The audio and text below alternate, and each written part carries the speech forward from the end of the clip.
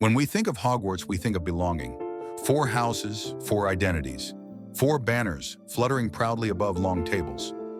They told us the houses defined who we are, our values, our strengths, our place in the story. But what if that's only half the truth? What if hidden behind each house's virtues lies a shadow, a flaw born from the very traits that make it great? Because in Harry Potter, even magic schools follow the oldest rule of human nature. Light and darkness always exist together. So let's open the doors to Hogwarts once more and look at the side of the houses we were never told to see. 1. Gryffindor, the shadow of pride, bravery, courage, daring, the house of heroes, of chosen ones, of saviors. Gryffindor stands for all that shines, the noble act, the selfless choice, the leap into danger when others would run. But bravery has a shadow, and its name is pride. The line between courage and recklessness is thin, and Gryffindors cross it often. They fight because it feels right, because it feels righteous. But sometimes they fight simply to prove they're not afraid. Think of Harry, rushing into danger before understanding it. Think of Sirius, confusing rebellion with freedom. Even James Potter, brave but cruel when courage became arrogance. That's Gryffindor's flaw, the belief that being right is the same as being good. Their fire burns brightly, but it can blind them to the quieter forms of courage, patience, empathy, restraint.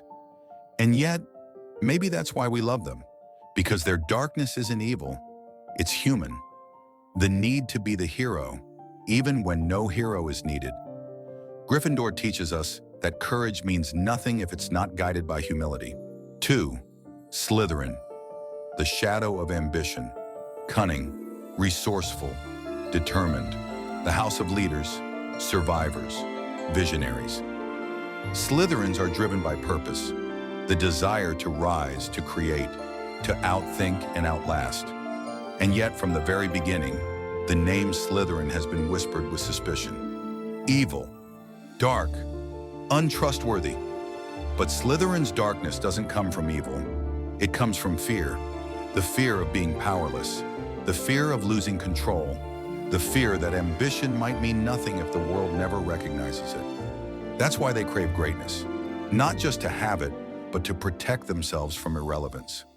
When ambition turns desperate, it breeds deceit. When self-preservation turns to paranoia, it becomes cruelty. And when pride becomes survival, it turns to prejudice. Salazar Slytherin wanted to protect the wizarding world, but his fear of impurity turned that desire into hate.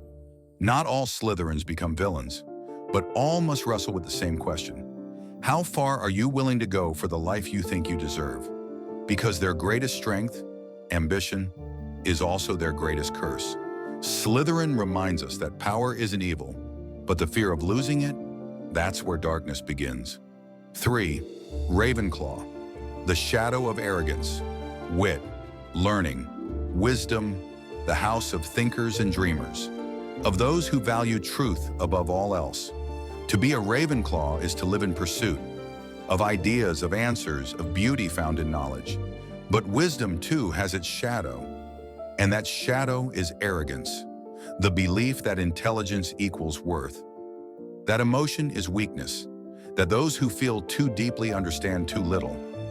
Ravenclaws live in their minds, but sometimes that's the very thing that isolates them. Think of Luna Lovegood, a Ravenclaw who embraces wonder, not superiority. She shows us what the house could be. But think of the others, the quiet ones who turn away from empathy in favor of intellect, who hide from the world behind books and logic and irony. Their danger is not violence, it's detachment. Ravenclaw's flaw is forgetting that wisdom without compassion is just clever cruelty. Their gift is to see truth. Their challenge is to remember that not all truth is found in reason, because knowledge can illuminate, but it can also isolate. Ravenclaw's darkness is subtle, but it's there, in every mind that values being right more than being kind. 4. Hufflepuff, the shadow of submission, kindness, loyalty, fairness, the house of heart, of those who work hard, love deeply, and judge slowly. Hufflepuff is the refuge of goodness, and for that, it's often underestimated. But even goodness has a dark side, and Hufflepuff's is submission, the desire to please, to maintain peace, to avoid conflict. It can turn into silence when the world needs your voice, when loyalty becomes obedience, when kindness becomes passivity, when fairness means never choosing sides. Hufflepuff's virtue becomes its vulnerability. Think of Cedric, brave and noble, but trusting the system until it betrayed him. Think of Newt Scamander, compassionate, but so afraid of confrontation he often hides behind gentleness. Hufflepuffs want harmony, but sometimes harmony requires resistance. Their darkness is quiet, a willingness to endure injustice to avoid discomfort. But that's what makes them so important, because when they find their strength, it's the purest kind there is.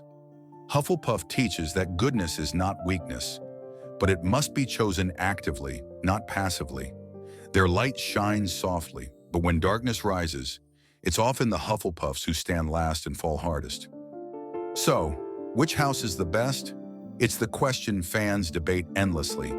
But maybe the real answer is this: the best house is the one that learns from the others. A Gryffindor with Slytherin's focus, a Slytherin with Hufflepuff's kindness, a Ravenclaw with Gryffindor's heart, a Hufflepuff with Ravenclaw's curiosity.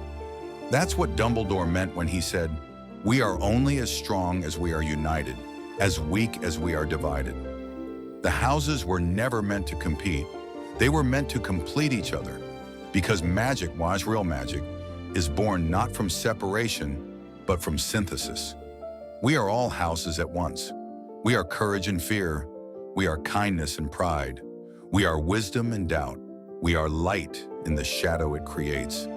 And that's the true magic of Hogwarts, that within its walls we learn not just spells or potions or charms, but the most powerful truth of all, that to know yourself is the beginning of all magic.